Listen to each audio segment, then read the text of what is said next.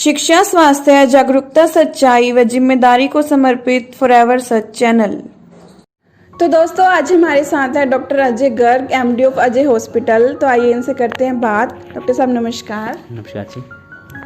तो सर, सबसे पहले तो आप ये बताइए कि आपके हॉस्पिटल में क्या क्या सुविधाएं हैं।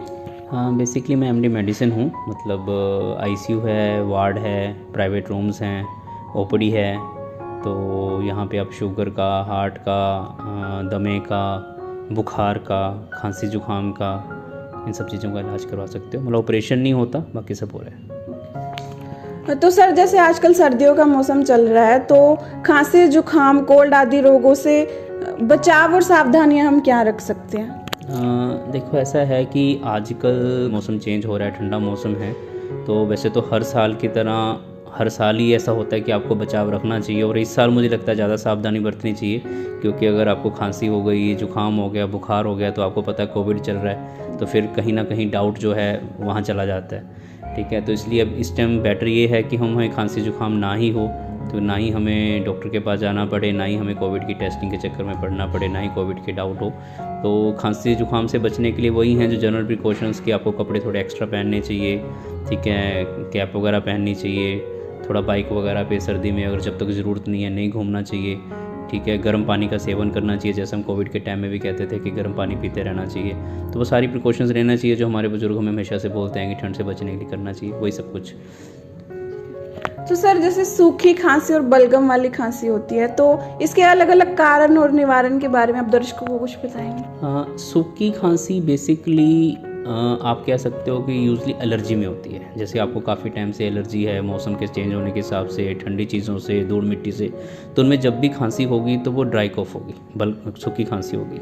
तो सूखी खांसी या तो एलर्जी में होती है या वो वायरल इन्फेक्शन में होती है। जैसे आजकल कोविड चल रहा है, तो उसमें लोगों को सूखी खांसी होती है, बलगम वाली खांसी नहीं होती। जो बलगम वाली खांसी होती है वो यूजली होती है इन्फेक्शन में, बैक्टीरियल निमोनिया में। मतलब जो आप कहते हैं कि इन्फेक्शन हो गया, जनरल फेफड़ों का इन्फेक्शन हो गया, या फिर कोई आपको बहुत ज़्यादा नज़ला है, तो मतलब यूजली एलर्जी में भी बलगम वाली खांसी होती है, लेकिन यूजली सूखी खांसी, एलर्जी में सूखी खांसी ज़्यादा होती है, इन्फेक्शन में बलगम वाली खांसी ज़्यादा होती है, और सूखी खांसी वायरल निमोनिया में ज़्यादा होती है, जैसे कोविड में और स्वाइन फ्लू में।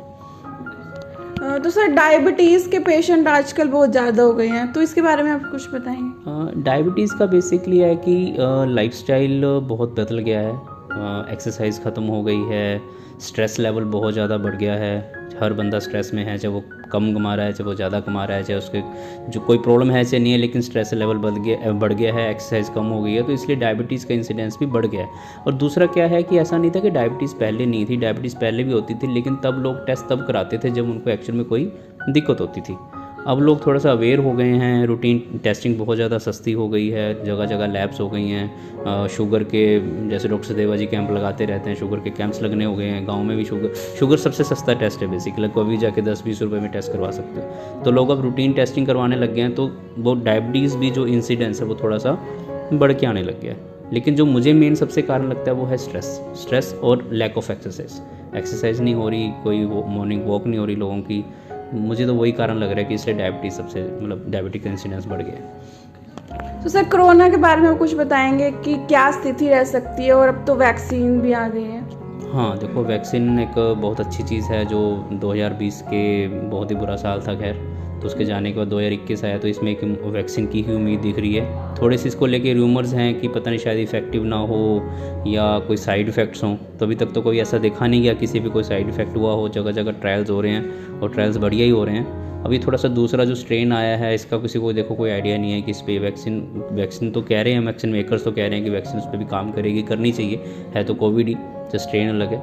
लेकिन देखो, we hope for the best कि वैक्सीन काम करे और लोग 2019 की तरह अपने काम पे लगें, और थोड़ा सा हमारे इकोनॉमिकली भी सिस्टम, थोड़ा सा देश आगे बढ़े, जो बहुत पीछे चला गया कोविड के कारण। तो सर, इलाके में एक चर्चा है कि आप बहुत व्यवहारिक और सामाजिक पर्सन हैं, और आपकी पर्सनैलिटी भी खास है, और डीलिंग भी आप बहुत स्वीटनेस करते हो, तो इसके बारे में आप क्या कहना चाहेंगे? नहीं, इसके लिए तो जी मैं सिर्फ आपको धन्यवाद ही कर सकता हूँ, आपको भी और जिसने कहा है कि मैं ऐसा हूँ।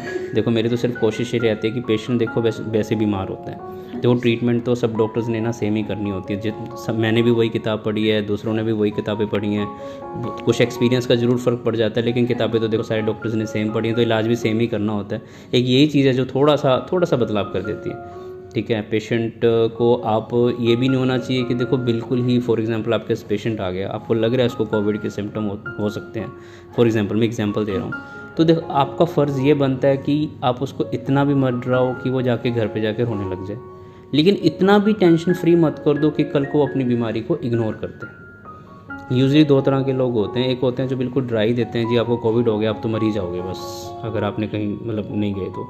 लेकिन कुछ लोग मैंने ऐसे देखे हैं जो बिल्कुल कोविड पेशेंट को है और मतलब फिर भी ये होता है कि जी कोई घबराने की बात ही नहीं है। दोनों गलत है। देखो आपका आंसर ये होना चाहिए जी आप मेडिसिन शुरू करो, पहले तो पेशेंट के सिम्टम्स देखो कि वो कितने हैं, ये देखो कि वो कौन सी स्टेज में है। कोविड का ये नहीं कि कोविड आप एक को हो गया वो भी सेम है, दूसरे को हो गया वो भी सेम है, दोनों सबकी स्टेजेस हैं। निमोनिया है, निमोनिया की भी आगे CT स्कैन में ग्रेडिंग है। तो आपको पेशेंट को उसके हिसाब से गाइड करना चाहिए, ना ही बहुत ज़्यादा डराना चाहिए और ना ही बहुत ज़्यादा उसको टेंशन फ्री करना चाहिए कि वो घर जाके बिल्कुल टेंशन फ्री हो जाए कि डॉक्टर साहब ने कह दिया कि मुझे तो कुछ नहीं हो सकता और कल को सच में कोई ना कोई प्रॉब्लम हो जाए, जैसा कि टोहाना में केसेस हुए भी हैं। तो दोनों तरह का बिहेवियर चाहिए। तो मेरा तो बस यही मकसद होता है कि पेशेंट को सही गाइड करें।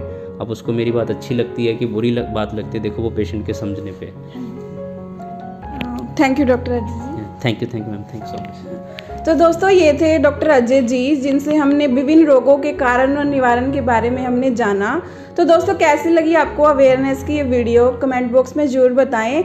हमारे YouTube चैनल फॉरएवर सच को सब्सक्राइब कर लें और अगर आप इस वीडियो को Facebook पेज पर देख रहे हैं तो उसे भी फॉलो कर लें।